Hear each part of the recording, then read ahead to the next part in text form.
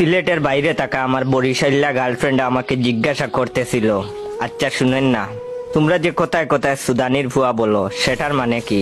এটার মানে বুঝাইতে গেলে সে খারাপ দিকে নিয়ে যাবে। তাই বললাম সিলেটের মানুষ কাউকে অনেক বেশি আপন ভাবলে তাকে ভালোবেসে সুদানির ভুয়া বলে।